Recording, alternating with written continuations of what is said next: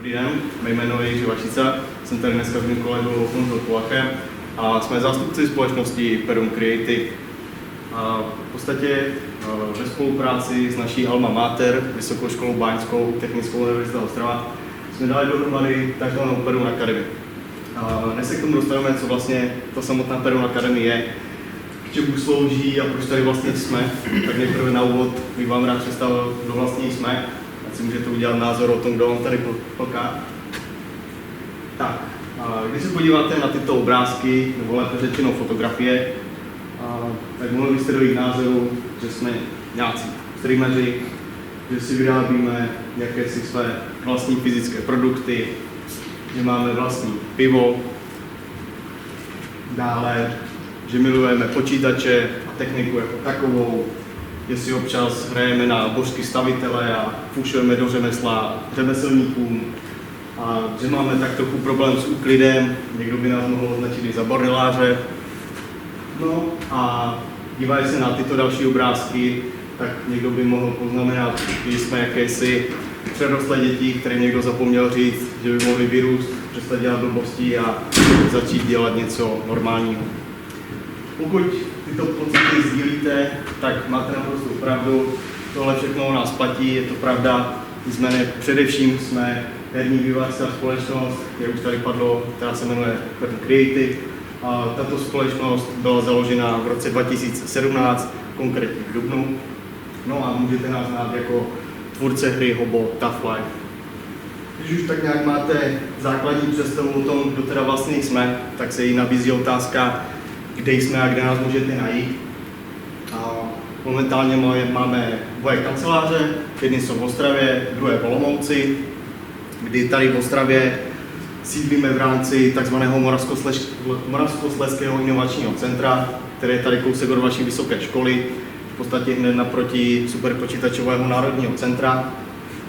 No a tady v Ostravě máme v podstatě sídlo společnosti, technickou sekci a v zásadě naši primární serverovou a cloudovou infrastrukturu. No a do Olomouce, tak tam směřujeme naše designery, grafiky a tak dále, to znamená naši artovou sekci. Ten samotný fakt, že máme vůbec nějaké kanceláře, tak to je ještě pořád relativně čerstvá věc. Já jsem si říkal, že jsme oficiálně byli založeni v roce 2017, ale na našem prvním projektu, kterým bylo Hobo Tough Life, jsme začali pracovat již v prosinci 2015. Po většinu naší existence jako firmy jsme pracovali z domu, znamená na home officeu. Postupem času jsme však dospěli k názoru, že potřebujeme ten náš celý vývoj zoptimalizovat, zefektivnit, dělat lepší řád mezi tím, kdy pracujeme a když jsme doma a tak dále. Takže jsme dospěli do bodu, že jsme se začali stěhovat do kanceláří, nejprve jsme se sestěhovali do Ostravy, poté se přidala Olomouc. A s tím, že do Ostravy jsme se stěhovali v lednu roku 2020 a 2 měsíce na to přišel covid a museli jsme zpátky domů. Takže to načasování úplně nebylo nejlepší. Nicméně, jak to okolnosti dovolily, tak jsme se vrátili do našich kanceláří, byť teda v ročkách a za přísněného testování. Ten fakt, že už jsme teďka v nějakých kancelářích, tak to neznamená, že bychom neměli lidi na home officeu nebo alespoň částečném home officeu. Pořád máme některé lidi, kteří dělají výhradně z domu, například naše velice talentovaná konceptartistka z Brna, což pokud někdo sdílí ten názor, že Brno je tak specifické město, že by se dalo považovat za zahraničí, tak nás můžete považovat za nadnárodní firmu. Ještě máme Slováka, takže jsme mezinárodní. Takže jo, taková nadnárodní firma. Ale teď už dost o tom, kdo jsme, kde jsme a pojďme na to, co děláme.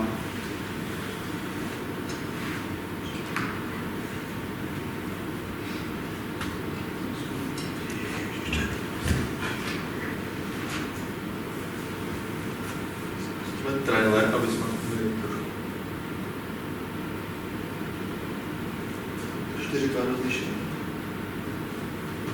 After decades spent under the communist regime, Prostlov can finally breathe a sigh of relief. Many were looking forward to this change, but times are changing maybe a bit too fast. not everyone can keep up. Those who can't are left behind. One of those unfortunate people abandoned by the society is you. Every day is a fight for survival. The most common things are luxury. Seek shelter wherever you can to keep yourself warm and dry. Scavenge for food. Rely on the kindness of strangers, or take advantage of it. If you are to survive, you will need friends, allies, shelter, supplies, and support. Because danger lurks behind every corner.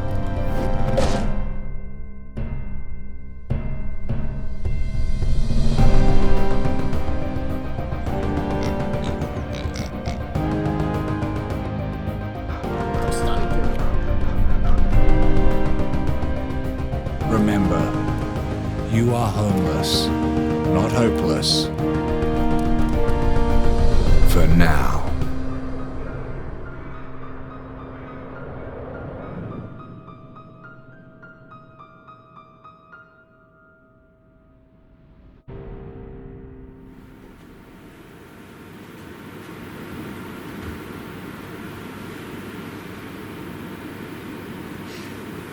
Tak tady jsou mohli vidět, dobrý den, jmenuji Honza, jak tady Jirka představil.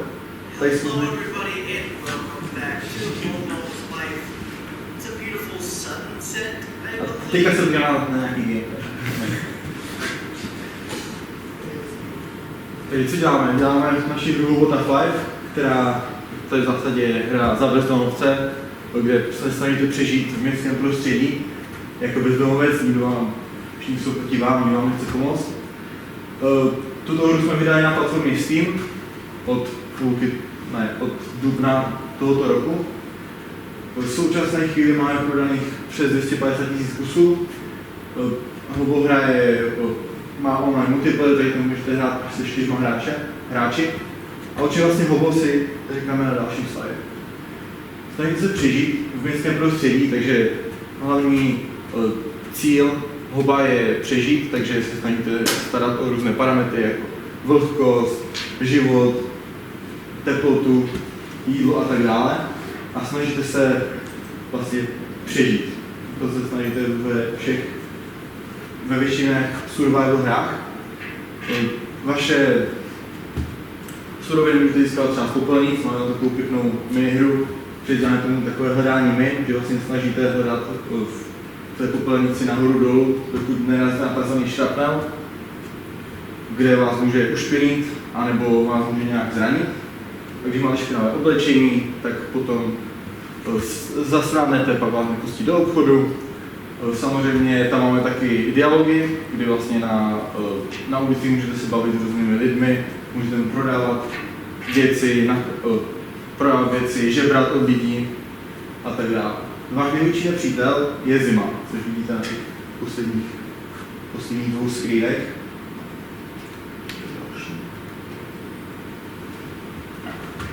Jak vidíte, ve hře můžete přežívat tak, že se bavíte s různými lidmi, můžete odemykat zámky. Já nevím, prostě to, co děláme posledních 5 roků, se o tom tak jako divně mluvíš. Co? Dlouharba. Ano, to už mám. Samozřejmě, že můžete i stavit přístřešek, takže máme tam nějaký takový crafting, že najdete nějaké rozbité, nevím, třeba sprchu a opravíte si ji, takže můžete si se sprchat vlastním hideoutu, můžete tam i postavit vlastní záchod, máme tam i vlastní minihru automatu. Samozřejmě hra Hobo není jenom o survival, ale má taky velkou narrativní část. V podstatě v naší hře je přes 500 stran textů unikátních, takže když tam byly nějaké duplicity, tak v tom se to nepočítá. Máme to přeloženo do 6-7 jazyků. To všechno se muselo hledat agentury a stálo to hodně úsilí a peněz, aby jsme vůbec vymysleli nástroje, jak tady toto dělat. Máme taky ve hře přes 280 questů, co se týká i fetch questů a jiných. Veškerá narrativní část, vlastně cíl, co chcete ve hře Hobo udělat, je buď přežít, to je první část, anebo se stát králem bezdomovců. Ve hře máme 7 part, kdy vlastně jsou nějaké různé propojení mezi těma partama, snažíte se splnit různé úkoly pro ty různé party, třeba je tam parta, kdy jsou jenom takový bezdomovci, kteří se snaží dělat dobrý život, takže jak už dělají jenom to dobro, pak tam jsou třeba feťáci, kteří zase dělají opak a mezi nimi se musíte nějakým způsobem budovat vztahy a proklesíte celou tu narrativní částí. Tady vidíte, že se snažíte vlastně získat 6 hlasů, máme tam 7 part a snažíte se získat vlastně většinu těch hlasů. A na konci každé sezóny po 30 dnech je takové volení krále bezdomovců a ta hra, jako ti hráči, ta skupina těch hráčů se stane bezdomovci, nebo se nestane těma králemi bezdomovců a pak následuje další sezóna. Celá hra je od podzimu do zimy, takže není tam žádné léto, ale když přijde zima, tak pak zase začne nová sezóna. Takže když tady na Vysoké škole báňské, tak samozřejmě vás zajímá, v jakém engineu děláte, co to všechno je zatím celým kolosem té hry. Takže používáme herní engine Unity, protože jako programátoři máme rádi C# a Unity je nám blízké kvůli tady tohoto důvodu. Potom používáme samozřejmě vizuální projektu.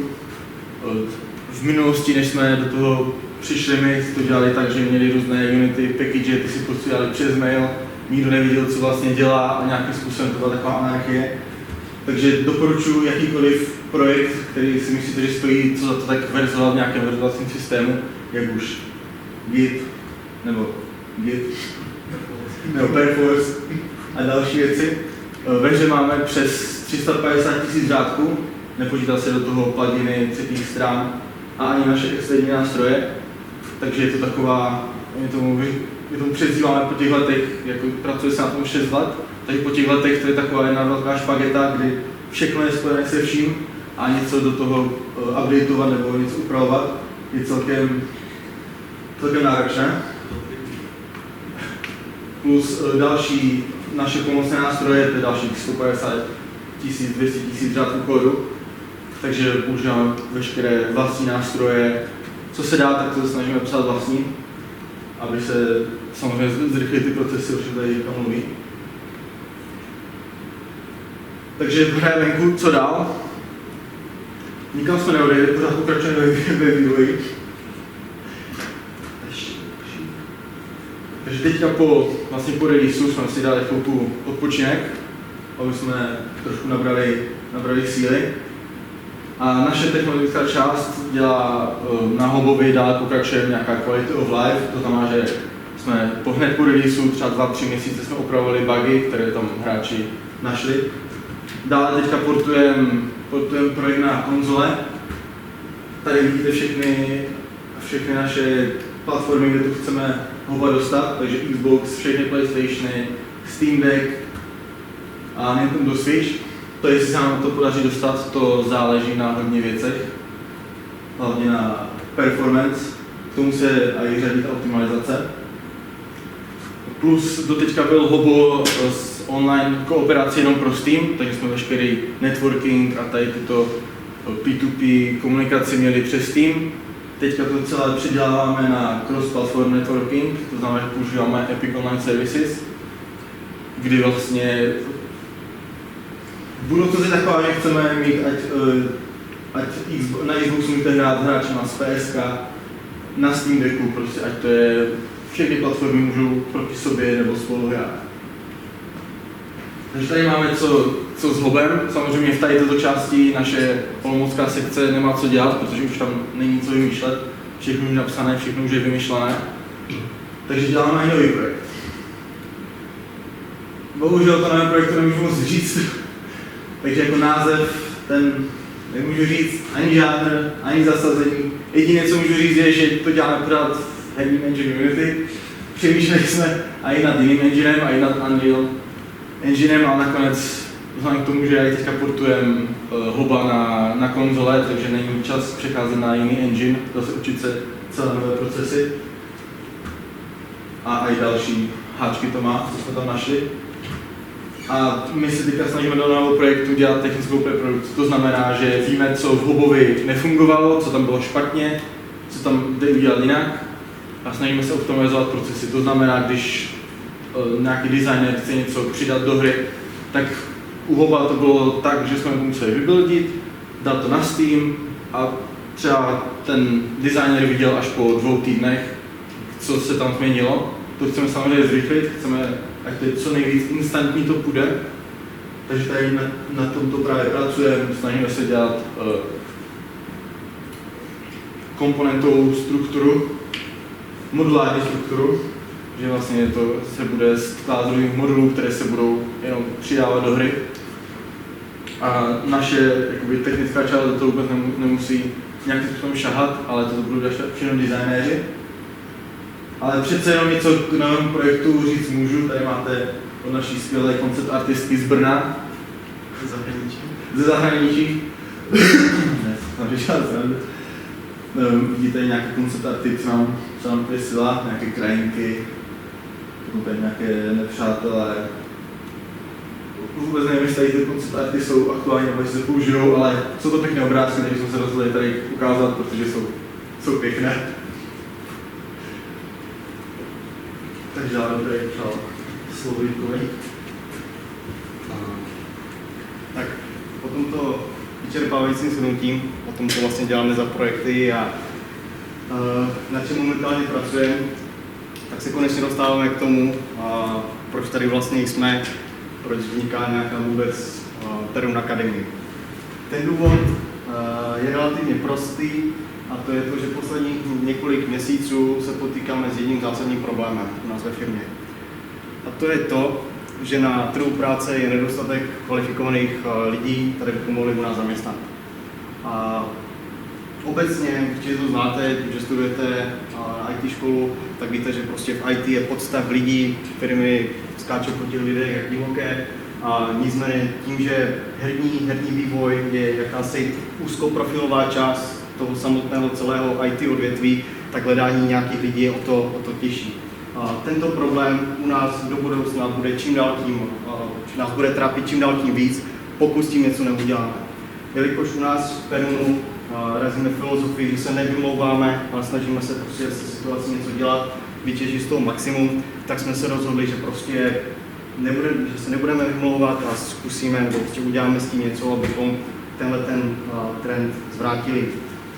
A když se podíváme, jakoby ten důvod, protože zejména u nás ten problém tak složitý někoho najít, je hlavně v tom, že když se podíváte na infografiku, kterou vypracovala Asociace českých herních vývojářů za rok 2020, tak můžete si všimnout, že většina herního průmyslu v České republice je v Praze a v Brně.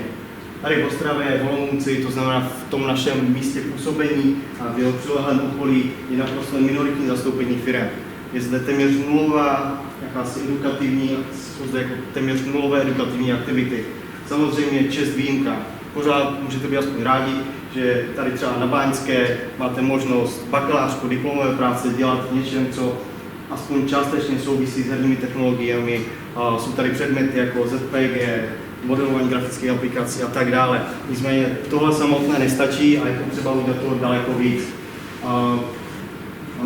Dále zde chybí jakási investiční podpora. Vlastní zkušenosti můžeme říct, že když za vám přijde nějaký investor z Prahy nebo z Brna, tak je logické, že se vás bude snažit přetáhnout si vás z Ostravy nebo z nějakých těch jiných měst k sobě do Prahy. Těch důvodů je několik. Jeden z nich může být, že vás bude mít pod drobnohledem, to znamená, může vás přímo se dívat, co vy děláte, jestli to děláte tak, jak on by si představoval, nějaká optimalizace nákladů, protože přece nebude platit další kanceláře v Ostravě a zařizovat ta infrastrukturu, když už má nějaké krásné kanceláře v Praze, jo, takže se vás bude snažit přetáhnout do Prahy, do Brna a tak dále, což úplně pro vás není moc šťastné řešení, pokud chcete zůstat v Ostravě nebo v Olomouci. A ono se to potom tak nějak všechno se vším proplétá a tím pádem prostě Praha, Brno a tady Ostrava, Olomouci to nadále stagnuje, jo, protože proč by škola, nějaké vysoké školy, střední školy měly vytvářet nějaké specifické předměty pro herní vývoj, když tady není poptávka firem, jo, prostě proč by tady měli chodit investoři, když ví, že tady stejně ty lidi neseženou, protože vidí, že tady není žádná podpora nebo minimální podpora, co se týče rozvoje tohoto průmyslu. No a to pak způsobuje to, že všichni tady tři šikovní lidi ze školy, jako je Báňská, Ostravská a tak dále, odchází do rozdílných IT oborů, ať už to je bankovnictví, IoT a tak dále. V podstatě tím, jak se snažíme tento problém nějak řešit, protože snažíme se dělat ty naše další projekty v lepší a lepší produkční kvalitě, tak se nám nabízejí dvě řešení. Jedno je krátkodobé, druhé dlouhodobé. To krátkodobé řešení je jakási maximalizace efektivity toho stávajícího týmu, který máme. To znamená, s tím počtem lidí, který máme, to zefektivní celý proces té výroby natolik, abychom dokázali za stejný čas vyrobit kvalitnější a lepší produkt. To krátkodobé řešení se skládá z těchto 4 bodů. Investice do infrastruktury, optimalizace interních procesů, zavedení zaměstnaneckých benefitů a jakýsi přesah kompetencí. Ta investice do té infrastruktury, co si pod tím představit? Opustili jsme, v posledních několika měsících jsme opustili všechny služby třetích stran, ať už to nějaký Google Drive, Microsoft Azure, komunikátor jako Microsoft Teams a tak dále. Přešli jsme na vlastní proprietární cloudovou infrastrukturu, díky čemu můžeme všechny systémy integrovat. Jasně, pořád ty systémy mají nějaké svoje chybičky, ale můžeme si je ladit a přizpůsobovat tomu, jak to potřebujeme my, a ne čekat, až třeba Microsoft něco opraví. Protože ono se to nezdá, byť Microsoft Teams jsou skvělá platforma, po většinu času to funguje naprosto dokonale, ale pak tam jsou takové momenty, že jednomu člověku nefunguje nahrávání obrázku, druhému, když ví, že když to nahraje z mobilu, tak se to ostatním nezobrazí. Pak vznikají takové momenty, že když máme poradu a designer chce poslat nějaký obrázek, tak mu to nejde, tak to posílá přes jiného kolegu na Discordu, ten nám to zase nahrává do chatu a prostě strašné zbytečné složitosti a všechno to zdržuje. Jo? Takhle, když to máme integrované, nemusíme tyhle ty věci řešit, zároveň to můžeme daleko líp škálovat, navyšovat si kapacity, nemusíme řešit to, že na Google Drive, když chceme stáhnout pár textur, že musíme počkat, než proběhne antivirová kontrola, než nám to zavolí do zipu, teď čekat, že má server, no, Google, že má přetížené servery a tak dále. Jo, tím, jak do toho investujeme, snažíme se mít co nejmodernější hardware, tak ty naše cloudové servery jsou připojeny na gigabitové optice, všechny naše počítače, ať už v Ostravě nebo v Olomouci, taky jsou připojeny přes gigabitovou linku, to znamená výměna souboru v rámci pracoviště, mezi pracovišti, jsou možná co nejefektivnější. Všechny naše počítače, ať už stolní nebo tady třeba noťasy, jsou vybaveny SSDčky, aby zase právě ten přenos dat a kompilace a všechny ty jednotlivé procesy byly co možná nejefektivnější.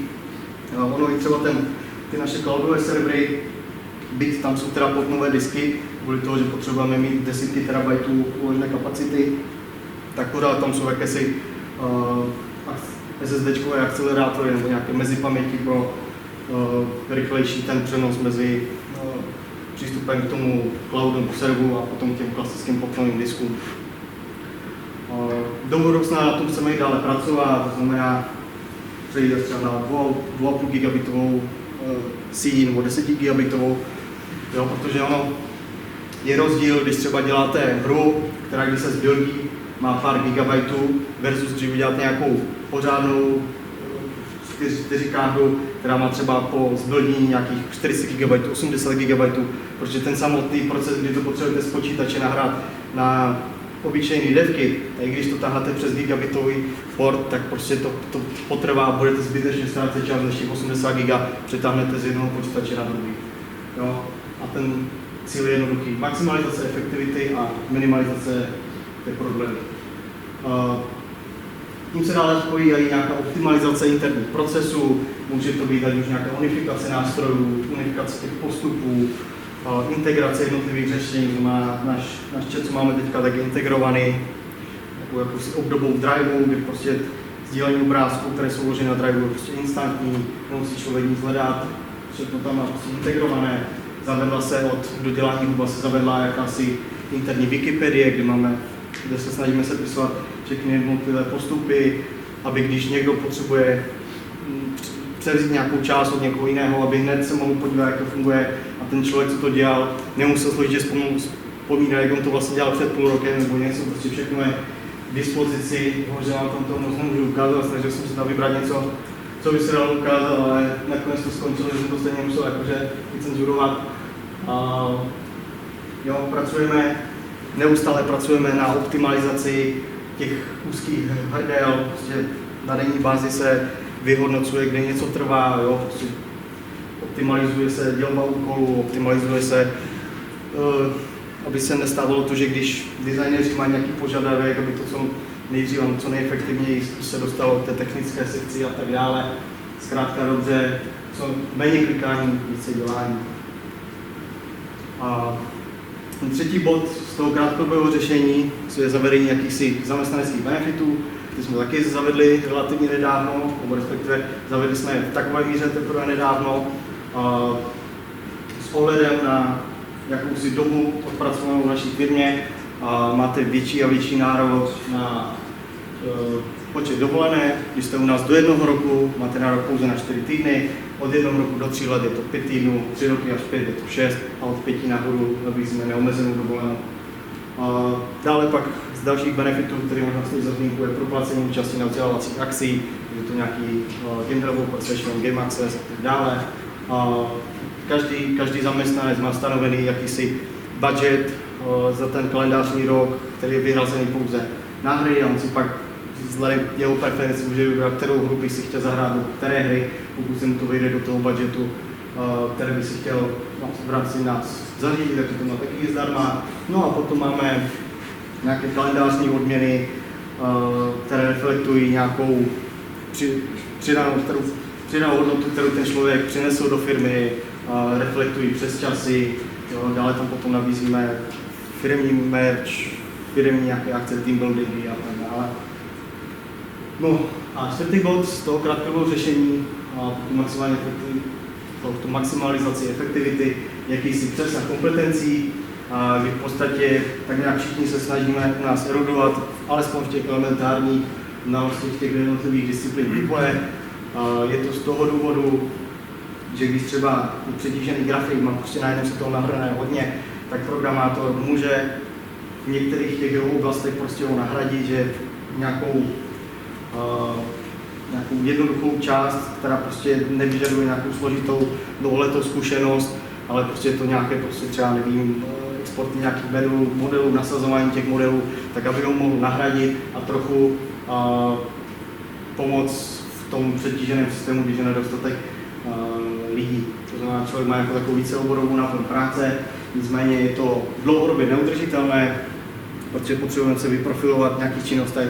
Programátoři nikdy nemůžou nahradit grafiky a naopak můžou si maximálně něco vypomoct. Jasně, když jsme třeba dělali oba, grafici nestíhali dodávat nové části města, my jsme tam prostě museli vypomoct nasazování proxů a další a úprava nějakých modelů a jejich optimalizací nebo výrobou colliderů, tak díky tomu, že jsme do toho naskočili, tím, jak už máme jakousi programátorskou deformaci, tak jakmile něco máme dělat víc jak dvakrát, tak si na to napíšeme skripty, nástroje a tak dále. To znamená, dokázali jsme díky tomu to prostě zase napsat do Blenderu nějaké skripty a nástroje, které tu výrobu těch jednotlivých modelů dokázali zefektivnit, protože grafika to nenapadne, ten nad tím takhle neuvažuje, ten prostě ví, že má nějaký nástroj a nenapadne, že by si ho mohl nějak editovat, vylepšit a tak dále.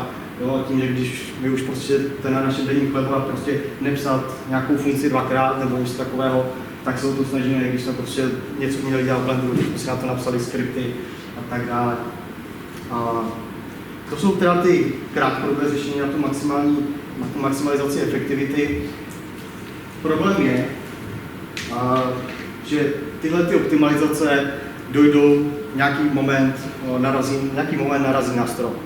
Je to asi, kdybych to měl přirovnat, jako kdybyste měli pizzerii, měli jste hodně kuchařů, kteří chtěli rychle vyrábět pizzu a měli jste pouze jednoho kurýra. Jo? Máte spoustu objednávek a ten kurýr nesí ho rozvážet. Ano, můžete mu dát rychlejší auto, zoptimalizovat tu jeho trasu toho rozvozu. Můžete zavést věci, jako že třeba vleze se těch pizz víc do jeho auta, můžete zavést pouze online platby, aby prostě se nezdržoval placení mezi zákazníky. Nicméně v jeden moment už prostě ten člověk nestihne rozvést víc tady těch pic. Ano, můžete pak vzít toho kuchaře a jezdit s ním nebo něco, když má málo práce, ale ve výsledku prostě narazíte na strop a už to dál nepůjde a tím pádem i u nás, pokud nebudeme nadále rozšiřovat ten náš tým, tak i když ty procesy optimalizujeme na maximum, tak narazíme na strop a už to nebudeme moc posouvat dál a dál. Od toho je tady jakási dlouhodobá strategie, která si vytyčila za cíl akcelerovat herní průmysl v Moravskoslezském kraji a v Olomouckém kraji, to znamená v těch našich oblastech, kde působíme. Máme za cíl do 5 let dohnat Prahu a Brno, co se týče velikosti herního průmyslu v přepočtu na obyvatele. Máme třeba spousty dalších lidí, kteří se tady tomuto oboru budou věnovat. To chceme docílit spolupráci s vysokými školami a střední školou. Zase je tady tahle akce na Vysoké škole báňské, taková první vlaštovka. Do budoucna plánujeme akce na Ostravské univerzitě, na univerzitách v Olomouci. Rýsují se taky nějaké přednášky nebo aktivity na středních školách, ať už tady v Ostravě nebo třeba v pohraničí, protože tady kousek na Slovensku jsou střední průmyslové školy, které se věnují informatice a spousta lidí pak následně chodí na informatiku zde na Báňskou, takže chceme tady ten region pokryt co nejvíc. Nejde jenom o ten samotnou edukaci těch lidí po tu dobu, co jsou na vysoké škole, protože v nějaký moment oni dostudují, dodělají si bakaláře, inženýra, no a co teď? Oni už třeba pracují, věnují se tomu, ať už u nás, nebo v nějaké jiné firmě, nebo na vlastní triko. Nicméně pak se chcou dále erudovat, edukovat v tom oboru a zase jedinou možnost mají Praha, Brno nebo zahraničí, kde se můžou chodit nějaké konference, to chceme taky zvrátit nebo změnit. Plánují se na příští rok game jamy, meetupy nebo nějaké možná časené konference. No, v poslední řadě z té dlouhodobé strategie, tak to je v podstatě nějaká naše zahraniční expanze, když v podstatě, když už my tady vyčerpáme ty naše kapacity, nebudou růst dostatečně rychle, tak jak my bychom potřebovali, aby naše firma expandovala, aby pokrývala ty naše potřeby na vývoj dalších her, tak je tady vlastně nějaká zahraniční expanze. Momentálně bychom se jako první chtěli pověnovat Číně, ale to je ještě v tak raných plekách, že to se nevím, tam tomu není moc co dalšího říct. Kdybych to měl nějak zhrnout, tak jsou nějaké 3 cíle té akademie, které bychom chtěli dosáhnout, které by měly být výsledkem za těch 5 let nebo v průběhu těch 5 let. První z nich je nový zaměstnanci. To znamená vygenerovat nebo erudovat lidi, kteří by u nás potom následně mohli pracovat a byli tady k dispozici a nemuseli jsme je nějak složitě hledat. Druhým bodem je vytvoření jakési půdy pro investiční projekty a akvizice, protože může se stát, že my už si pokryjeme ten náš počet lidí, který v danou chvíli potřebujeme na vývoj toho nějakého našeho současného projektu, tak nemá smysl prostě nabírat další lidi a zbytečně bobtnat tu hru. Dává potom větší smysl třeba investovat do nějakého dalšího projektu a tak nějak diverzifikovat to riziko a rozšířit si to portfolio těch dostupných her, které máme v rámci firmy. No a třetí možnost je udělat si jakýsi záložní plán pro případ, kdyby naší chybou prostě nám to celé krachlo. Blbě jsme si to spočítali, vybrali jsme si špatnou hru, nebyli jsme se schopni adaptovat na ten trh toho herního průmyslu a museli jsme zavřít krám, tak aby zde díky tomu našemu působení vznikly další firmy, kde bychom potom mohli přijít jakožto zaměstnanci a nemuseli se kvůli toho stěnovat do Prahy nebo zahraničí. Myslíš do Brna? Teďka přichází na řadu vlastně Perun Academy, ta první vlaštovka, který Jirka říkal, na Báňské, kde vlastně paralelně chceme mít 2 věci. První věc je přednáška, které budou z měsíční karenci, budou vždycky v úterý 12:30, což v úterý tady je ten čas, kdy se tady na Báňské naučí, a právě na tady čas. Celý záznam bude na firmním YouTube. Nevíme, jak tam vznikne zvuk, takže je možné, že bude ten záznam němý nebo bude bez obrazu, to nikdo neví. A všechny různé informace se můžete dozvědět na percreative.com Academy, kde budeme když tak dávat případně nějaké odkazy na videa nebo nějaký jiný, co se nám napadlo, co tam můžeme dát. První přednáška, vlastně druhá přednáška, bude 26.1. Takový životní cyklus hry, jak se dostat z garážovky na nějakou prosperující firmu. Je to podobný proces, jak když jako pejsek s kočičkou vaří dort, ale nakonec jsme to nějakým způsobem zvládli a vygenerovali jsme z toho hru, která prodala přes 250 000 kusů a můžeme se bavit, můžeme se vlastně živit tím, co nás baví a můžeme dělat tady takové věci.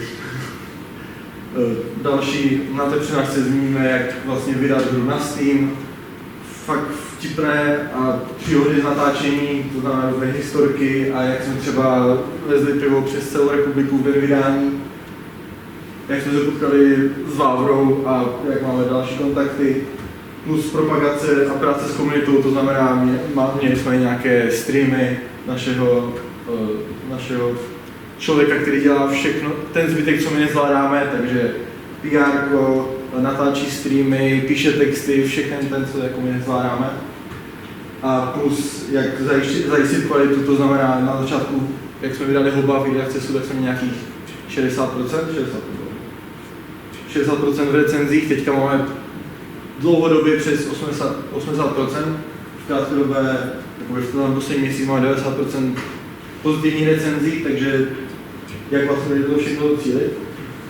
Další přednáška byla o počítačové grafice, to znamená nějaké specifika té herní grafiky, jak tam udělat nasvícení, různé vizuální efekty, jaké jsou měli technologické výzvy pro Hobota 5, což přece jenom to je celkem velký open world, kde se může stát plno věcí. A samozřejmě jak to optimalizovat, plus podpora na různých technologiích, jako jak zprovoznit hru na Ubuntu, na Nintendo Switch, který jako nemá úplně dobrý hardware a tak dále. Další přednáška byla jak nedělat GUI, to znamená, zmíníme si, jaké byly problémy při tom, když jsme tvořili uživatelské rozhraní pro Hoba, jakým způsobem to chceme dál optimalizovat, jaké chceme používat postupy, aby tam právě ty negativa nebyly. Potom, proč si psat vlastní nástroje, to znamená, projedeme si, jaké jsme používali nástroje při psaní konverzací a jak z toho nakonec vznikl vlastní nástroj, který je v takový univerzální, kde se dá ladit celý Hobo pomocí něho, plus a i napojení na Git a všechny tady tyto věci. Potom různé strasti ovládání na různých platformách. Člověk si řekne Gamepad je přece, jak tam je, XY, AB u Xboxu, no a na Switchi to AB je přehozená, XY je taky přehozená. Takže třeba jak se vypadá tady tímto problémem. Plus se dozvíte, jak se vlastně ladil celý obsah Hobota 5 a jak jsme ho testovali a všechny různé nástroje, co tam používali a psali. Potom následuje další rok, takže tady mám nějaké plány na letní semestr. To znamená, že bude tam přednáška od našeho zvukaře, který nám dělal zvuky do Hobota 5. To znamená, jak třeba dělal jezdící vlak, že to dělal pomocí ledničky. Nebo jak jsme třeba dělali zvuky pro déšť, bylo takové nějaké mlaskání a všechny takové věci, které nechcete, které když potom zjistíte, tak vám to přijde jenom, že to je ten zvuk, co vám řeknu, že to je. Potom dále bude animace, to znamená, chcete tady donést vlastní motion capture, kde budeme tady zkoušet natáčení vlastní animace, jak se to čistí a tak dále, možná s nějakým animatorem, jestli do té doby seženeme nějakého ergovaného člověka. Takže možná s vámi, kdybyste chtěli dělat animace, ale to asi myslím, že ještě je brzo. A potom samozřejmě další přednáška bude o modelování, to znamená, že grafik tady přijde a ukáže nějaké základy v Blenderu a jaké jsme používali procesy. Tak to byla první část přednášky. Druhá část jsme to brali takovou investici, že tady po přednášce se vždycky můžete s námi pobavit, jaký projekt, třeba na jakém projektu děláte, jestli byste potřebovali nějak pomoct té jako produkční části, přece máme vývoj už na Steamu, plus jsme ve spolupráci s Microsoftem, se Sony, s Nintendem a všechny tady zkušenosti nabíráme a zároveň máme. Takže jsme se rozhodli, že by na poslední přednášce mohl padnout takový jednorázový příspěvek až 100 000 korun. Zase záleží, jestli prostě jak velký to bude projekt a jak my budeme spokojení, které jakoby do budoucna může třeba s náma vzniknout spolupráce, tady vznikne nějaký tým, který bude schopný dělat vlastní hru, můžeme zainvestovat, můžeme se dál pobavit, můžeme pomoct s tou produkční částí, plus i s tou technickou částí, když to budete dělat na Unity, když to budete dělat na Unreal, tak ta technická část je taková, můžete jít za Němcem, se to tam poradit, ale jakože naše zatím expertíza to není. A zároveň chceme konzultovat a předávat zkušenosti. A ten obrázek je jenom čistě ilustrační a nemá nic v porovnání tím, kde jsme získali ty peníze, to je jenom tak jako za to můj vtip. No. Takže dál bych předal. Máš krátkou video. Teďka už jenom něco k tomu, jaké jsou vlastně možnosti uplatnění v tom herním průmyslu. Je třeba si uvědomit, že z pohledu nějakého toho technické části, tak nejedná se pouze o programování, těch disciplín, kterým se člověk může věnovat. Je celá řada, každá má nějaké své specifika, na každé je krásně něco jiného. Jde jenom o to, aby se člověk vybral nebo našel se v tom, co vlastně baví nejvíc. Například, jak už tady Honza zmiňoval, náš zvukař, který sama v podstatě dělal ty zvuky do hoba, tak je to v podstatě člověk, který celou řadu let dělal, teď doufám, že si to dobře pamatuju, myslím si, že v ABBčku tam dělal nějakou produkční manažerskou pozici a dospěl k názoru, že už to nebaví, začal se věnovat zvuku a plně se na to etabloval nebo přeorientoval a teď se živí, dělá to jako freelancer, má nabízí služby různým herním studiím a jediné, čeho lituje, že to nezačal dělat dřív. Jo? Takže pojďme se podívat, jaké jsou teda různé možnosti toho uplatnění v tom herním průmyslu. Tady je to samozřejmě z pohledu nějaké té technické stránky, protože předpokládám, nebo je předpoklad, že vy jste tady na fakultě elektrotechniky a informatiky, že úplně nemáte zájem o kreslení koncept artu nebo designování a tak dále. To znamená, tady z těch technických částí je to samozřejmě ten programátor, který se dál může dělit na herního programátora, to má někoho, kdo se věnuje těm herním mechanikám, programátora nějakých nástrojů, programátora těch backendových systémů a tak dále. Jo, má to možnost dělat jakéhosi technického grafika, to znamená, nevěnujete se tomu, jak ten barák má mít prostě nějaký ornament nebo v jakém stylu má být, ale věnujete se tomu, aby technicky bylo dokonalé, jak stanovit ty procesy, jak tam dělat nějaké vizuální efekty, jo, stanovit nějaké postupy, vymýšlet vlastní nějaké algoritmy, postprocesingové efekty, třeba nějaké ray tracingové nebo obecné rasterizaci a tak dále. Dalším oborem je animátor, což je taková disciplína na pomezí nějakého technického a té umělecké sekce, protože jednak to vyžaduje značný cit, nějaký detail, ale zároveň to vyžaduje technickou znalost toho celého systému, protože tam je celá řada specifik, ta samotná disciplína nějakého motion capturování, prostě celkem dosáhlá věda. Obecně tady v tomhle odvětví je velký nedostatek animátorů, pak když se někdo z vás rozhodne věnovat animacím, tak máte o práci postaráno, protože neznám v současné době herní firmu, která by měla jako nějak stabilní financování, která by nehledala alespoň jednoho animátora. U nás je to stejné, taky hledáme animátory, ale prostě, když se podíváte do Warhol, tam myslím, že minimálně 3 pozice na animátora jsou vypsané, to stejné Bohemia Interactive, Mad Finger Games a tak dále. Další disciplína je jakýsi zvukař, opět není to jenom o tom samotném nahrávání toho zvuku, jak už tady Honza říkal, ten náš zvukař vymýšlel zvuk toho, jak jde ten vlak, tak prostě nebude stát celou dobu na draží a čekat, že něco projede, ale prostě pomohl si pomocí ledničky a březu na nádobí a nějak to zkombinovat. Dokud vám to neřekne, tak to v tom neslyšíte. Jo, ale jde o to prostě vědět, jak tam fungují ty frekvence pro různé ladění toho celého systému, kombinace nějakých zvuků. A kdyby vás na tohle téma ještě něco víc zajímalo, tak máme na našem YouTube kanálu krátký rozhovor právě s tímto zvukařem, který ten proces nějakých základních částek popisuje. S tím, že tam se dají zase vymýšlet celá řada věcí, ať už to může být potom v nasazení v tom engineu, kdy například, tak jak ve Warhorse, řešíte věci, jak mít třeba nějakou dynamickou hudbu, kdy podle toho, co se děje na té obrazovce, jak se hráčovi daří, si ta hudba různě prolíná, zase to vyžaduje znalosti hudby, znalosti programování a tak dále, takže zase to jsou velice zajímavé obory, které člověk by se chtěl všem věnovat, ale není na to čas, takže jde si o to fakt vybrat ten, který ho nejvíc baví. No a potom ještě samozřejmě tester, to testování, to je, tam není až tak důležitá prostě nějaká technická znalost, no samozřejmě analytické myšlení je důležité, ale primární je vytrvalost, protože spousta lidí bere testera jako někoho, kdo prostě jenom hraje a strašně si to užívá. Většinou ti lidi, nějaký průměr je zhruba, myslím, že 2 týdny, že člověk vydrží na téhle pozici. Jo, pak vydrží ti lidi, kteří se tomu musou věnovat, ale většina lidí, kteří do toho jdou, po 2 týdnech skončí. Protože fakt je to o tom, že něco nefunguje a vy máte zjistit, kdy se to dělá, proč se to děje. Což bude být naprosto náhodné. Jedna naše kamarádka, která dělala testerku v Bohemce na projektu Daisy, tak prostě vysovala třeba jeden bug, že člověk šel, podíval se na boty a spadla hra. Jo? Ale pak to bylo prostě jenom, když se podíval na svoje nohy a ten tester musel zjistit, prostě byl report, padá hra a musel zjistit, kdy.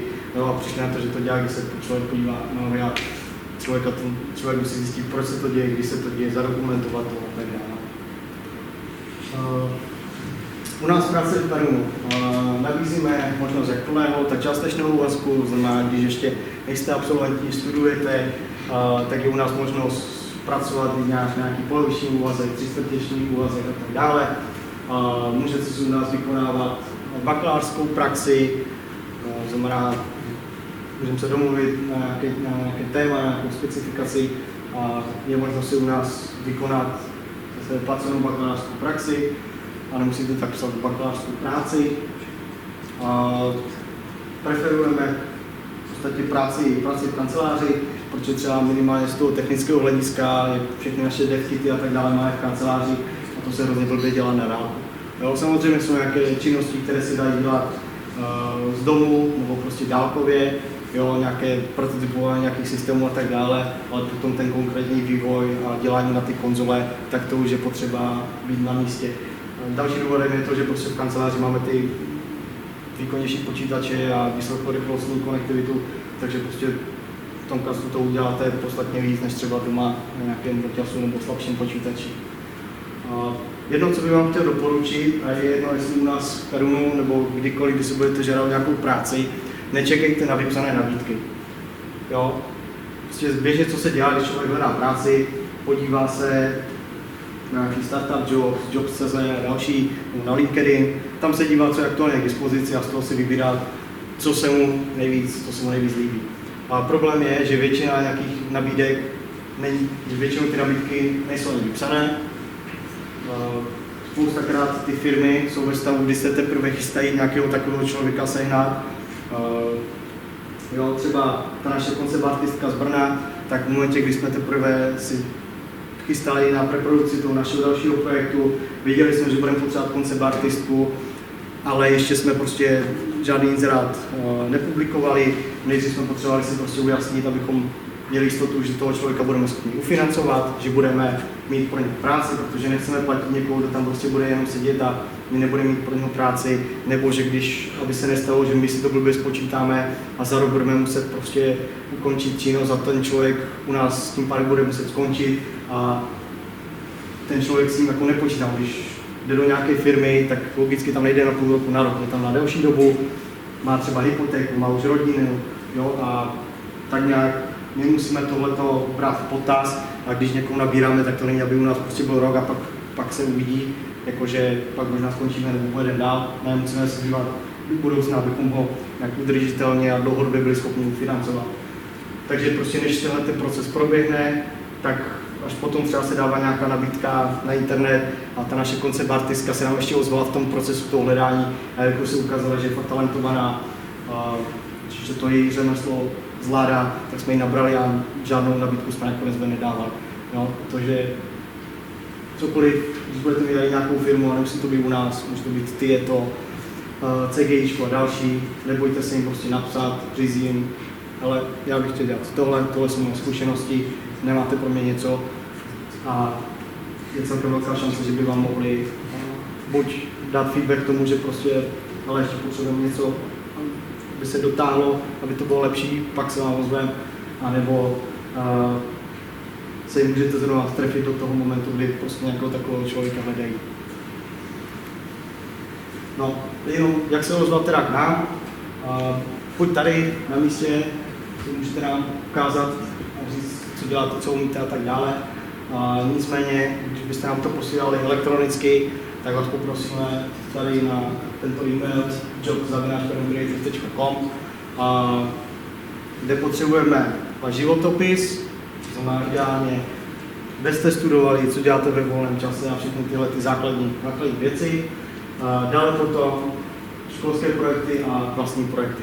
Školské projekty jsou zejména důležité, pokud jste tady studovali na Báňské, protože ve váš neprospěch my jsme taky studovali na Báňské, takže třeba argumenty, že ty projekty nejsou dostatečně dobré, že na to není čas, tak ty úplně nefungují, protože my jsme u toho stihli dělat na hlavě víc jak 80 hodin týdně a ty projekty jsme stihli zvládat. Jo? Takže jako nekašlete na ty projekty a ono hlavně, když člověk vidí, že nějaký je vlastní projekt, který je krásný a školský na hovno, tak tam se na tom ukazuje to, že když člověk je fakt vypsaný jako programátor, tak už má takovou pracovní deformaci, že není schopen napsat špatný kód prostě a jedno, jestli je to malý projekt do školy nebo nějaký vlastní projekt, který chce potom poslat do nějaké velké produkce, chce ho prodávat a tak dále. Jo, zkrátka, když ten člověk je vypsaný, dokáže psát ten kód efektivně, má naučené nějaké postupy, už si něco zažil v tom programování, tak ty školské projekty je schopen psát tak, že to prostě není žádný maglajzer, prostě vidět, že tam je nějaká ta kvalita a nějaká zkušenost. Dalším důvodem, proč chceme ty školské projekty, je to, že my víme, že prostě tady odsud pro junioři, kteří nemají třeba velkou zkušenost, prostě nemají takovou praxi, nejsou na to vypsaní. Nicméně třeba když vidíme projekt z prvního ročníku, z druhého ročníku, z třetího ročníku, tak je tam, můžeme na tom posoudit, jestli ten člověk se za ty 3 roky něco naučil, anebo za 3 roky pořád stagnuje na jednom místě a nic nového neumí. Jo, protože sami víte, když programujete, tak když se podíváte na půl roku dozadu na svůj starý kód, tak si říkáte, který blbec to psal, to jsem prostě nemohl psát já, to nedává smysl, všechno bych to napsal jinak. Každý programátor to takhle má a my potřebujeme zanalyzovat ten váš průběh, protože potřebujeme člověka, který se dokáže sám učit, sám zdokonalovat, samozřejmě s nějakým naváděním, s nějakým mentoringem, nicméně spousta těch věcí se člověk potřebuje naučit sám. Ten herní průmysl se strašně rychle vyvíjí, to, co platilo včera, neplatí zítra a je potřeba se na to adaptovat. Jo? Taky dodělali jsme hoba a drtivou většinu našich nějakých procesů, technik do našeho dalšího projektu děláme zcela jinak na základě zkušeností, co jsme dělali. A víme, že prostě, když třeba za 3 roky nebo za 2 roky ten projekt doděláme, zase to budeme dělat nějak jinak, protože ten trh se nějakým způsobem bude vyvíjet a potřebujeme lidi, kteří mají tu schopnost prostě sami se učí a nečekají, až jim někdo řekne, jak se to má dělat a jak se to mají naučit. Tak už bych přijel do takového závěru, pár slov na závěr. Takže bych vám pozval na další přednášku, která bude 26.10. A zase tady této učebně, opět 12.30 na té životní cyklus hry. Budou takové vtipné story z natáčení a tak dále. Dále bych tady připomněl tu možnost konzultace, to znamená, máte nějaký svůj vlastní projekt, něco vás napadlo, nebo prostě chcete se prostě zapojit k nám do týmu, chcete se jenom zeptat, tak jako fakt se nebojte a můžete tady pobavit. Aktuální informace budou na těch našich stránkách, penocreative.com/academy. A ještě jenom bych připomněl, je dobré tady chodit na ty přednášky osobně, protože nevíme, jak vznikne ten záznam, jak bude dobrý zvuk, jestli tam bude vůbec nějaký zvuk. Tak ti to poděkoval za pozornost. A asi bychom se dostali k nějakým otázkám.